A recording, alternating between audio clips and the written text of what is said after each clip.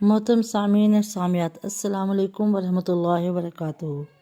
سیرت النبی صلی اللہ علیہ وسلم قدم بہ قدم کا اگلا ٹاپک آج ہم پڑھ رہے ہیں اسلام کا پہلا مرکز۔ حضرت صہیب اور حضرت عمار رضی اللہ عنہ دونوں آپ صلی اللہ علیہ وسلم کی خدمت میں حاضر ہوئے۔ آپ نے دونوں کو اپنے پاس بٹھایا۔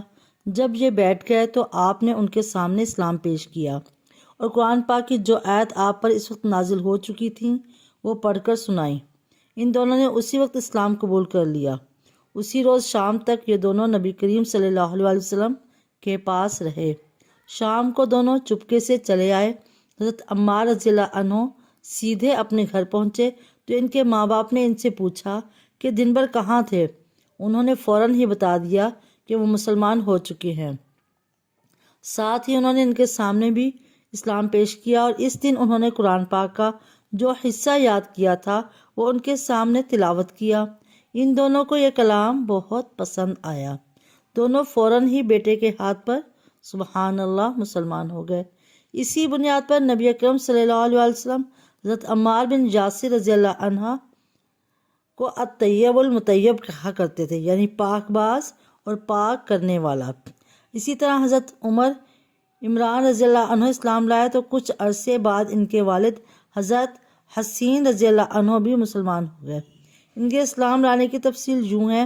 ایک مرتبہ قریش کے لوگ نبی کریم صلی اللہ علیہ وسلم سے ملاقات کے لیے آئے تو ان میں حضرت حسین رضی اللہ عنہ بھی شامل تھے۔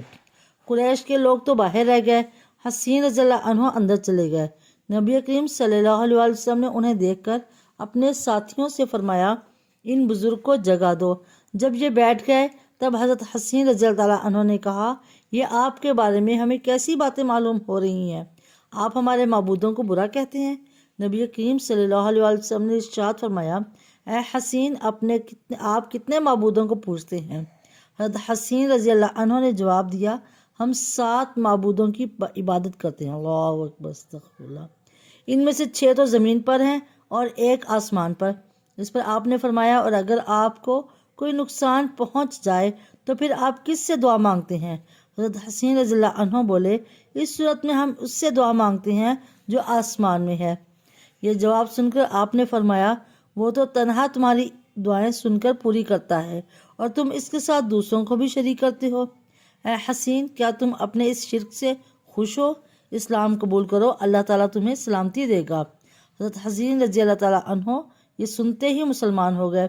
اسی وقت ان کے بیٹے عمران رضی اللہ عنہ اٹھ کر باپ کی طرف بڑھے اور ان سے لپٹ گئے۔ سبحان اللہ۔ اس کے بعد حضرت حسین رضی اللہ عنہ نے واپس جانے کا ارادہ کیا تو آپ نے اپنے صحابہ کرام رضی اللہ عنہم سے فرمایا انہیں ان کے گھر تک پہنچا کر آئیں۔ حضرت حسین رضی اللہ عنہ جب دروازے سے باہر نکلے تو وہاں قریش کے لوگ موجود تھے۔ انہیں دیکھتے ہی بولے لو یہ بھی بے دین ہو گیا۔ اللہ اکبر۔ اس کے بعد وہ سب لوگ اپنے گھروں کو لوٹ گئے اور صحابہ کرام نے حضرت حسین رضی اللہ عنہ کو ان کے گھر تک پہنچایا۔ اسی طرح 3 سال تک نبی اکرم صلی اللہ علیہ وسلم خفیہ طور پر تبلیغ کرتے رہے اور اس دوران جو شخص بھی مسلمان ہوتا تھا وہ مکے کی گھاٹیوں میں چھپ کر نمازیں ادا کرتا تھا۔ پھر ایک دن ایسا ہوا حضرت سعد بن ابی وقاص رضی اللہ عنہ کچھ دوسرے صحابہ کے ساتھ مکے کی ایک گھاٹی میں تھے کہ اچانک وہاں قریش کی ایک جماعت پہنچ گئی۔ اس وقت یہ صحابہ نماز پڑھ رہے تھے۔ مشرکوں کو یہ دیکھ کر بہت غصہ آیا، وہ ان پر چڑھ دوڑے، ساتھ میں برا بھلا بھی کہا۔ ایسے میں حضرت سعد بن ابی وقاص رضی اللہ عنہ نے ان میں سے ایک کو پکڑ لیا، اس کو ایک ضرب لگائی، اس سے اس کی کھال پھٹ گئی، خون بہہ نکلا۔ یہ پہلا خون ہے جو اسلام کے نام پر بہایا گیا۔ اب قریشی دشمنی پر اتر آئے۔ اس بنا پر نبی کریم صلی اللہ علیہ وسلم حضرت ارقم رضی اللہ عنہ کے مکان میں تشریف لے آئے تاکہ دشمنوں سے بچاؤ رہے۔ اس طرح حضرت ارقم رضی اللہ عنہ کا یہ مکان اسلام کا پہلا مرکز بنا۔ اس مکان کو دار ارقم کہا جاتا ہے۔ نبی کریم صلی اللہ علیہ وسلم کے دار ارقم میں تشریف لانے سے پہلے لوگوں کی ایک جماعت مسلمان ہو چکی تھی۔ اب نماز دار ارقم میں ادا ہونے لگی۔ نبی کریم صلی اللہ علیہ وسلم صحابہ کرام رضی اللہ عنہم کو وہیں نماز پڑھاتے، وہیں بیٹھ کر عبادت کرتے اور مسلمانوں کو دین کی تعلیم دیتے۔ اس طرح 3 سال گزر گئے، پھر اللہ تعالیٰ نے آپ کو اعلانیہ تبلیغ کا حکم فرمایا۔ اعلانیہ تبلیغ کی ابتدا بھی دار ارقم سے ہی ہوئی۔ پہلے آپ یہاں خفیہ طور پر دعوت دیتے رہے تھے، یہاں تک کہ اللہ تعالیٰ نے سورۃ الشعراء میں آپ کو حکم فرمایا اور آپ اپنے نزدیک کے اہل خاندان کو ڈرائیے۔ یہ حکم ملتے ہی آپ کافی پریشان ہوئے، یہاں تک کہ آپ کی پھوپھیوں نے خیال کیا کہ آپ کچھ بیمار ہیں، چنانچہ وہ آپ کی بیمار پرسی کے لیے آپ کے پاس آئیں۔ جب آپ نے ان سے فرمایا میں بیمار نہیں ہوں، بلکہ مجھے اللہ تعالیٰ نے حکم دیا ہے کہ میں اپنے قریبی رشتہ داروں کو آخرت کے عذاب سے ڈراؤں، اس لیے میں چاہتا ہوں کہ تمام بنی عبد المطلب کو جمع کروں اور انہیں اللہ کی طرف آنے کی دعوت دوں۔ یہ سن کر آپ کی پھوپھیوں نے کہا ضرور جمع کریں، مگر ابو لہب کو نہ بلائیے گا کیونکہ وہ ہرگز آپ کی بات نہیں مانے گا۔ ابو لہب کا دوسرا نام عبد العزیٰ تھا، یہ آپ کا چچا تھا اور بہت خوبصورت تھا مگر بہت سنگ دل اور مغرور تھا۔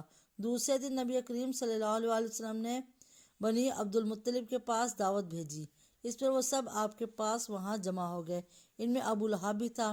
اس نے کہا یہ تمہارا چچا اور ان کی اولادیں جمع ہیں، تم جو کچھ کہنا چاہتے ہو کہو اور اپنی بے دینی کو چھوڑ دو، ساتھ ہی تم یہ بھی سمجھ لو کہ تمہاری قوم میں یعنی ہم میں اتنی طاقت نہیں ہے کہ تمہاری خاطر سارے عربوں سے دشمنی لے سکیں، لہٰذا اگر تم اپنے معاملے پر اڑے رہے تو خود تمہارے خاندان والوں ہی کا سب سے زیادہ فرض ہوگا کہ تمہیں پکڑ کر قید کر دیں، کیونکہ قریش کے تمام خاندان اور قبیلے تم پر چڑھ دوڑیں، اس سے تو یہی بہتر ہوگا کہ ہم ہی تمہیں قید کر دیں۔